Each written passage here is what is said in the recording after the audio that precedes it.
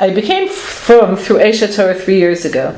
I come from a very secular Jewish family and had no knowledge of Yiddishkeit whatsoever. I had really wanted to explore my roots, and so like many others, I journeyed to Yerushalayim.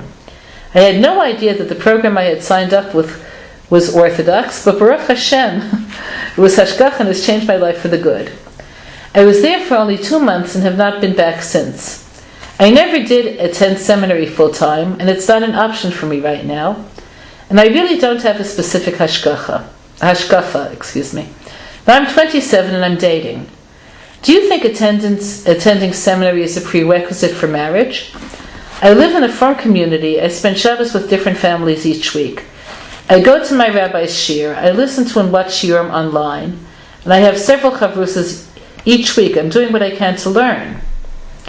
Another issue is that I'm very involved in my secular education. I've gone back to school for nursing, specifically midwifery, because I need a parnas and it's something I enjoy doing. I'm committed to another 3 years of school. How do I balance all of this, finishing my education, achieving getting married, and Be'ezrat Hashem becoming a mother and managing a family?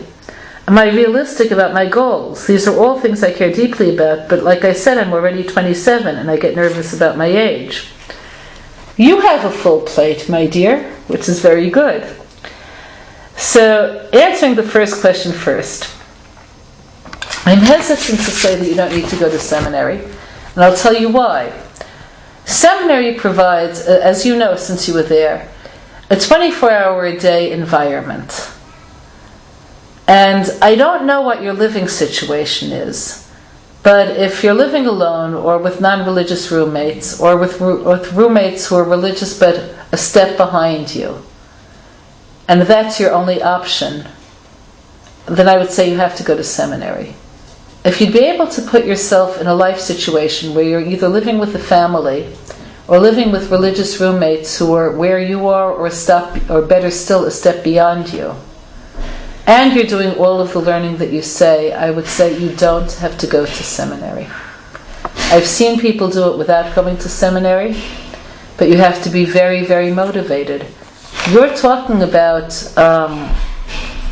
going to having several chavrusas a week, watching online, going to a shiur, learning. If you're really doing this, and I would assume that you've spoken to your rabbi about systematized learning, what should you start with, what should you go to from there, you're okay. Now the other thing is your issue with going back to school. So I wouldn't put this as my number one priority, but I wouldn't take it off the page. You do need a parnasa. You do need to do something that you want to do. However, you need to get married even more. So, by all means, go start school. By all means, start school. If you marry a young man who's working, and he's willing to take on together with you the burden of student loans, you could do it. You could do it. Okay, if you're thinking of marrying a young man who's learning, or the people in your life would not want to see you through midwifery school, and your parents are unwilling to help. Obviously, if your parents could put in financial help, that also puts everything in a different light. Then you would have to make a hard decision. What I would suggest is that if push came to shove, that you get married and drop midwifery. And if in the future you have the ability to resume your education and go back to it, that's wonderful.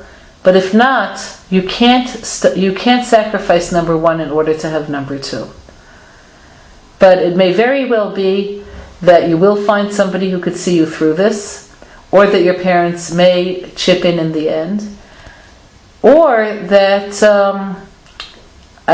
I hope you'll find the right person first. But it could be that you won't find someone by tomorrow afternoon, and it certainly would be good for you to have a parnasa that you like. Okay. Next. I've always wondered about women covering their hair in the last 2 centuries or so. It seems like the mainstream Jewish religious wife did not across the spectrum of Jewish communities. But even when I see pictures of the wives and mothers of great Rabbanim, It doesn't seem like most cover their hair either. In the Sephardic communities, I've heard that this was because of the influence of the French Alliance. Was this also the reason in the Ashkenazi communities?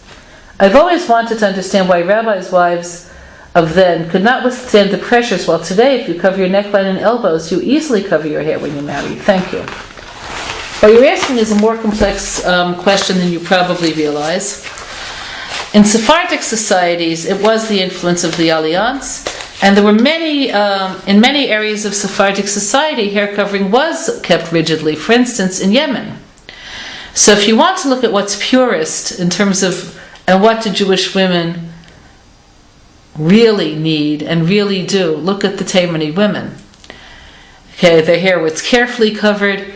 Even older girls covered their hair in most of the Yemenite communities.